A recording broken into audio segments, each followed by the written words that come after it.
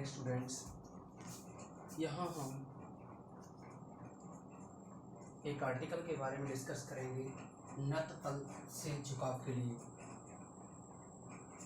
समतल के एक बिंदु से जो कि क्षैतिज के साथ बीटा कोण बनाता है। अगर हम यहाँ बात करें तो ये मान लीजिए कोई भी समतल है OA जो इस क्षैतिज के साथ में बीटा कोण बनाता है। एक कण u वेग से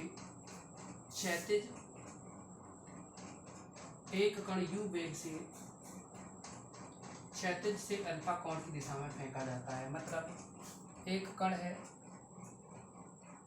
वह स्मॉल u वेग से और इस क्षैतिज के साथ में, जिसे हम OX कहें, इसके साथ में अल्फा कोण पर फेंका जाता है।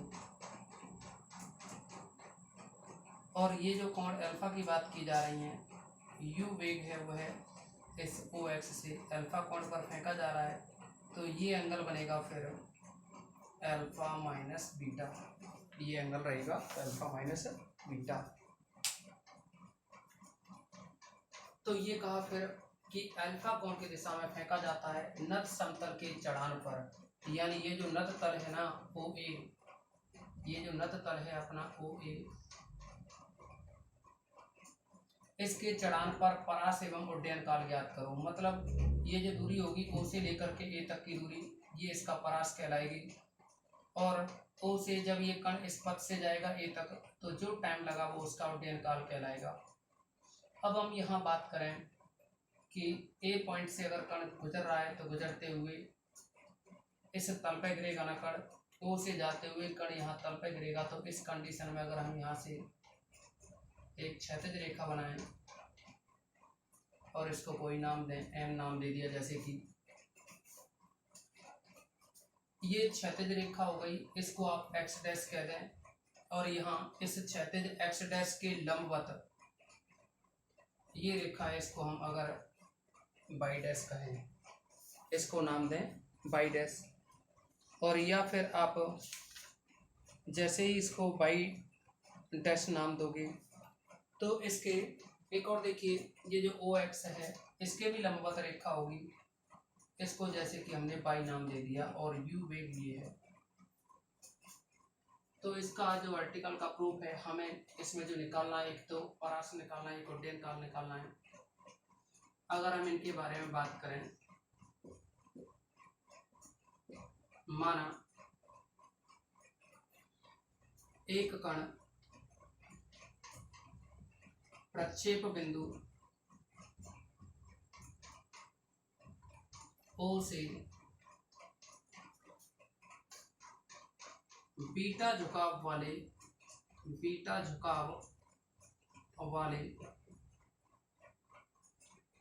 या ये कहें बिंदु O से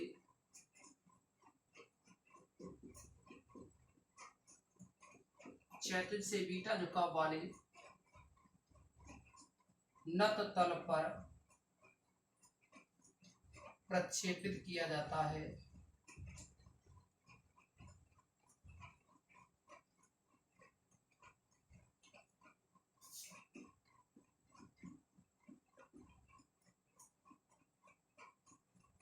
जो स्मॉल u वेग से प्रक्षेपित है तथा नत तल के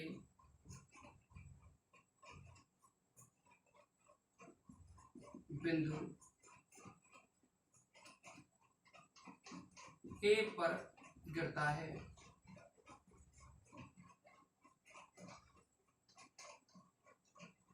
यदि प्रक्षेप वेग u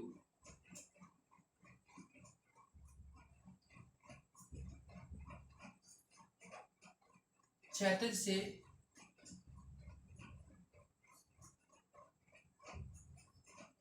अल्फा कोण बनाता है,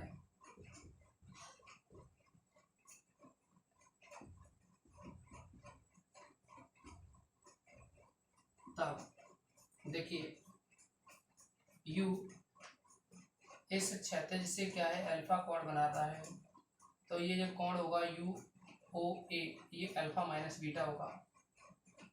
और अगर ये अल्फा माइनस बीटा होगा तो हम इस ए बिंदु पर किसी भी पॉइंट के कोऑर्डिनेट्स निकालें, तब आप देखेंगे अगर ओ ए डिस्टेंस को हम कैपिटल आर लें तो ये क्षैतिज दिशा में बनेगा, ये बीटा एंगल है ना, तो ये बनेगा आर कॉस बीटा, और ये लंबवत दिशा में रहेगा आर साइन बीटा। अब अगर हम आर कॉस बीटा और आर साइन बीटा है इसका उपयोग करें तो इनकी हेल्प से ये ए पॉइंट के कोऑर्डिनेट रहेंगे, वो आएंगे r cos beta r sine beta.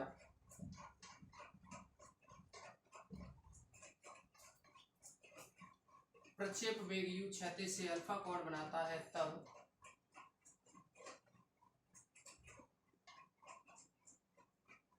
तल के बिंदु ए के निर्देशांक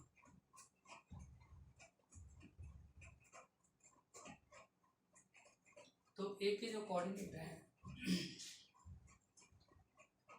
are cos beta comma r sine beta ये रहेंगे।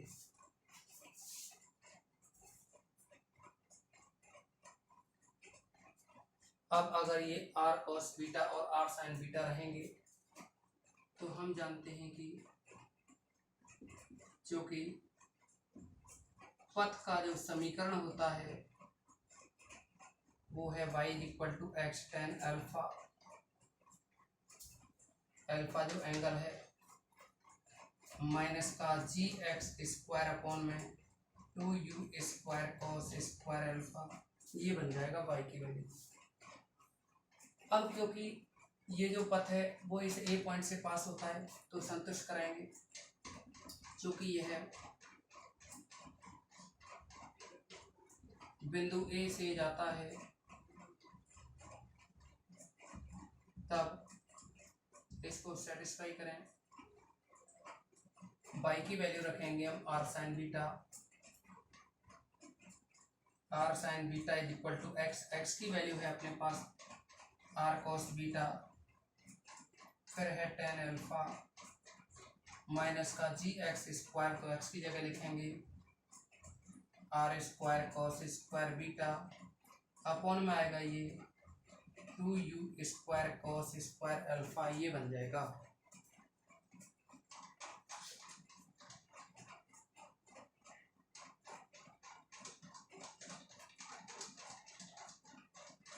इसको जैसे ही आप हल करें तो ये बनेगा,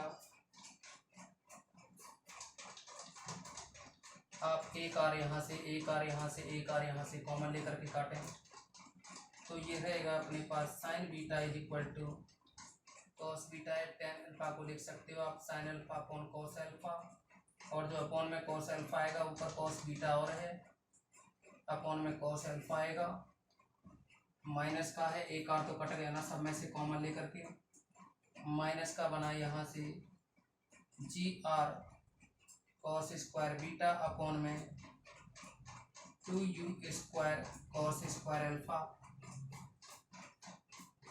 हमें यहाँ से कैपिटल आर की वैल्यू निकालनी है तो इसको आप लेफ्ट साइड में लाएं, तो यह रहा G R cos square beta upon में 2u square cos square alpha is equal to sine alpha cos beta upon में कॉस अल्फा, माइनस में आ जाएगा ये साइन बीटा। इसी के साथ यह बन जाएगा G R cos square beta upon में 2u square cos square alpha is equal to, इसका एलसीएम लें तो ये बनेगा कॉस अल्फा और ऊपर रहेगा sine alpha cos beta minus cos alpha sine beta. इसके आधार पर देखेंगे आप लोग sine A cos B minus cos A sine B, तो ये फॉर्मूला बनेगा साइन ए माइनस बी का, यानी sine alpha minus beta. Left में है ये G R cos square beta upon G R cos square beta upon में 2u square cos square alpha 2u square cos square alpha equal to ऊपर है sine alpha minus beta upon cos alpha, sine alpha minus beta upon में cos alpha. एक cos से एक cos cancel हो जाएगा। Capital r की value निकालनी है हमें। 2u स्क्वायर ऊपर जाएगा, जी है वो अपॉन में आएगा और ये रहेगा 2u स्क्वायर अपॉन जी, ये आ जाएगा यहाँ। तो कॉस ऊपर जाएगा ना, एक कॉस तो कैंसिल हो गया, एक कॉस ऊपर ले जाएं तो ये बनेगा sign alpha minus beta into में कॉस अल्फा, और ये जो कॉस स्क्वायर बीटा है वो नीचे आ जाएगा कॉस स्क्वायर बीटा। तो ये तो रही क्षैतिज परास कैपिटल आर की value. 2u square by g sine alpha minus beta cos alpha upon में जी कॉस स्क्वायर बीटा। तो हम कह सकते हैं कि जो कि क्षैतिज परास है, जो कि नत तल पर क्षैतिज परास है, जो कि नत तल पर क्षैतिज परास है। अभी हम उड्डयन काल की ओर बात करें तो आप समझेंगे उड्डयन काल के लिए ये जो गुरुत्वाकर्षण होता है इसके जो घटक होते हैं जी के, एक तो होता है माइनस का जी कॉस अल्फा, दूसरा होता है माइनस का जी साइन अल्फा। ना ऊपर के क्षैतिज तल की नत तल की बात कर रहे हैं क्योंकि नत तल बीटा एंगल पे झुका हुआ है।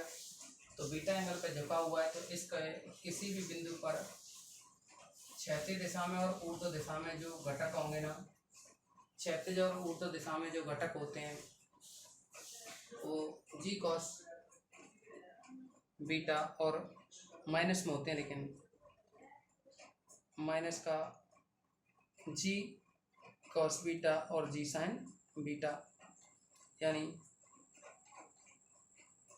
इसके जो घटक होंगे पहला क्षैतिज में बनेगा माइनस का जी साइन बीटा और दूसरा बनेगा ऊर्ध्व का माइनस का जी कॉस बीटा।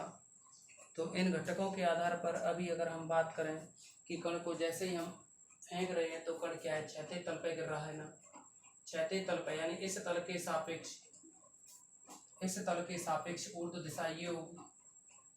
अब क्योंकि यह कण इस तल पे गिर रहा है तो इस क्षैतिज तल के बिंदु O से फेंका और ये A पॉइंट पे गिरा, इसका मतलब हुआ ऊर्ध्व दिशा में तो कोई भी दूरी तय नहीं की, यानी ऊर्ध्व दिशा में तय दूरी होगी 0। तो हम यहाँ ये कह सकते हैं क्षैतिज परास के लिए,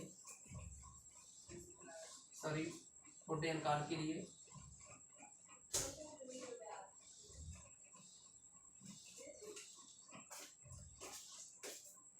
उड्डयन काल की अगर हम चर्चा करें,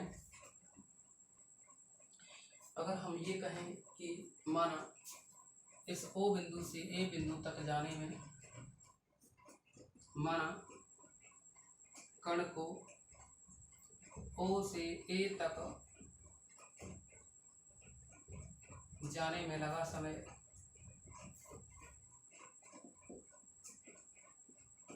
कैपिटल T है, जो कि कण द्वारा ऊर्ध्व दिशा में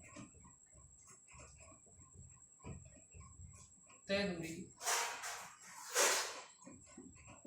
0 है, तब S बराबर ut माइनस का हाफ GT स्क्वायर इसका यूज करें, क्योंकि ऊर्ध्व दिशा में तय दूरी यानी y की कंडीशन 0 हो जाएगी, यानी 0 बराबर ut।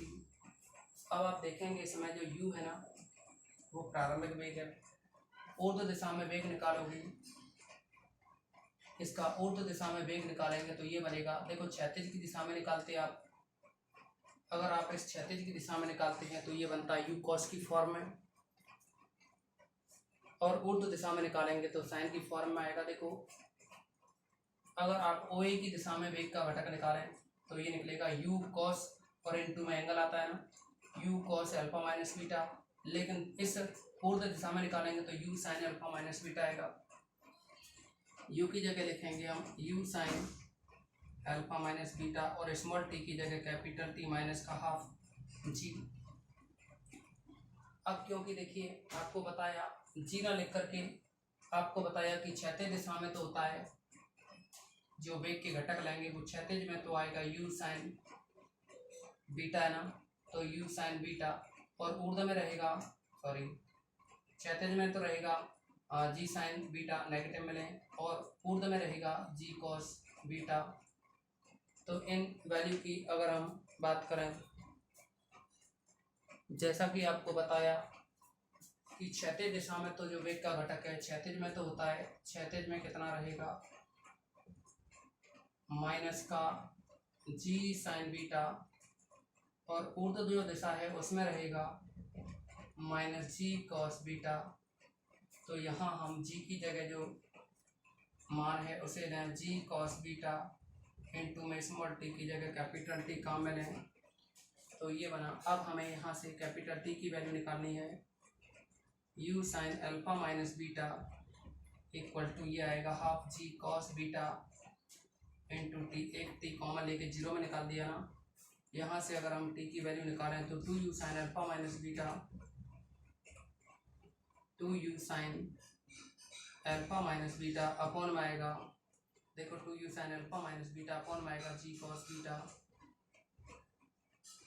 तो यही रहा कोटेन काल टी जिसके बारे में हम चर्चा कर रहे थे। तो इस तरह से नत तल पर, इस तरह से हम नत तल पर क्षैतिज परास और उड्डयन काल ज्ञात कर सकते हैं।